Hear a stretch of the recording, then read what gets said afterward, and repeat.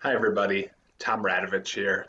I'm the animator behind Retelling Dragon Ball Z from memory, and one of my subscribers suggested that I do a behind the scenes question and answer video.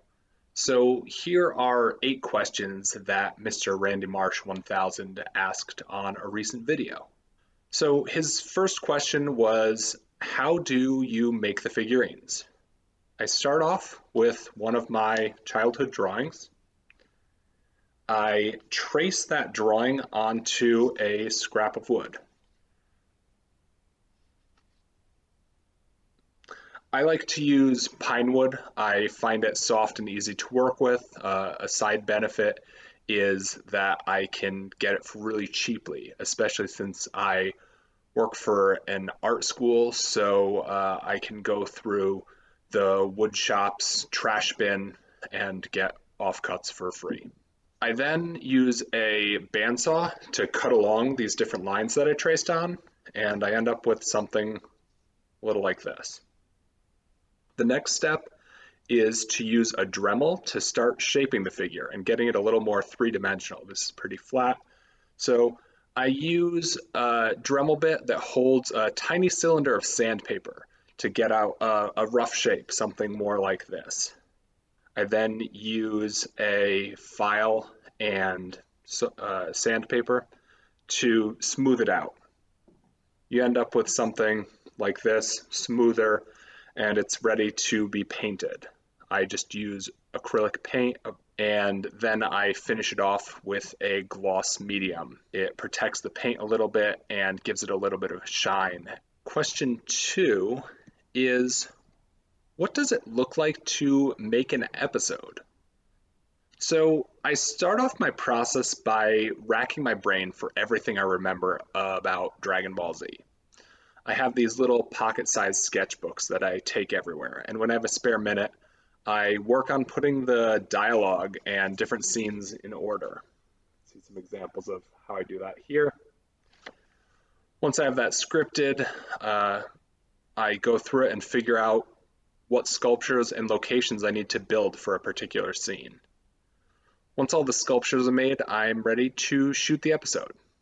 As you can tell, these are stop motion animations, so that involves taking a picture, moving the sculpture a tiny bit, and then taking another picture. Then I move the sculpture again, I cross my fingers that nothing falls down, and I take another picture. I like to shoot at 12 frames per second, so that means I'm taking 720 photographs for every minute of animation.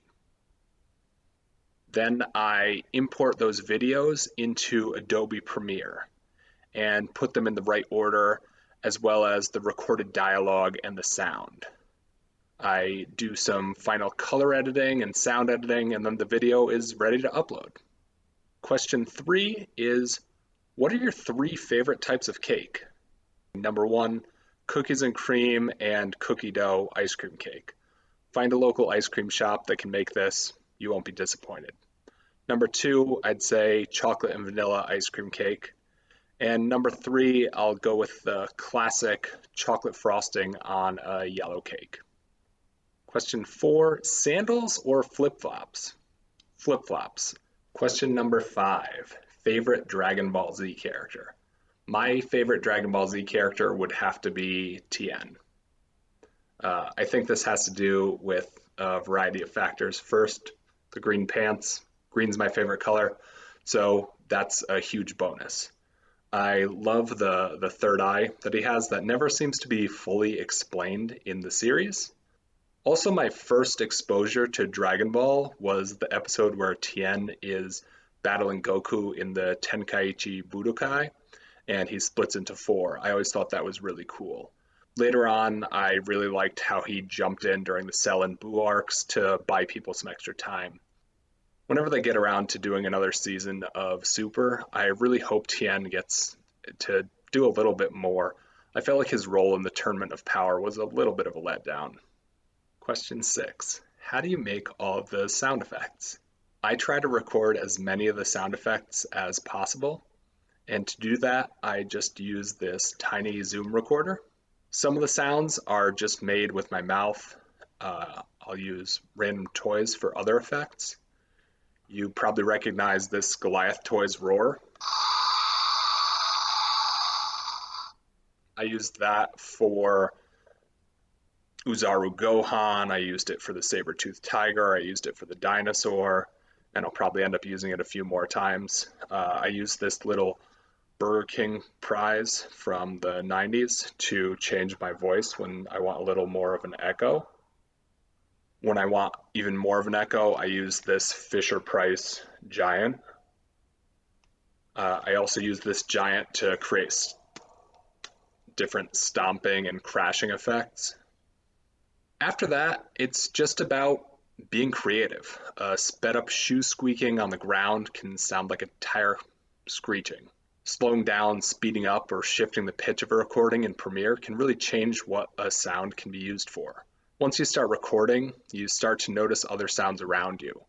One day, a bunch of birds were going crazy outside my apartment, so I just put a Zoom recorder outside to see what I could get. I ended up using that for a lot of the scenes where Piccolo and Gohan are training together. Another day, I did the same thing during a thunderstorm, and you hear those noises when Shenron gets summoned by the Dragon Balls. Another day, I went to the beach to get some ocean sounds to use for the Turtle Island scenes, and it just so happened that a lot of planes were flying overhead, so I recorded some of that and used it when Vegeta and Nappa landed on planet Arlia. If I can't record the sound myself, I use freesound.org. It's a really great resource. I like to use the Creative Commons Zero recordings so that I don't have to worry about copyright issues. But there are lots of great resources on the website and a really helpful FAQ if you're wondering about giving proper credit. Question 7, where do you see yourself in 5 years? I should be done with the series well before then, so I'm not really sure what I'll be doing at that point. I've been really enjoying animating my wood sculptures, but I don't want to limit where my art might take me over the next couple years. I'll probably still be working a day job for a steady source of income, and then I'll split most of my free time between art making and hanging out with my cats. Question 8. Do you ever think you'll start outsourcing the production of your episodes? Not really. The only part of the process I could see myself outsourcing would be the final color and sound editing. There are some tedious bits there, like making sure that a sound isn't too loud or too quiet, making sure that there are no distracting background noises, cutting out inhales during dialogue. I wouldn't mind someone else doing things like that for me. And I've never really enjoyed playing with contrast and all of those final color edits in the animation. But the rest of the process I really enjoy. I wouldn't want someone else making the sculptures or shooting the animations or recording the dialogue.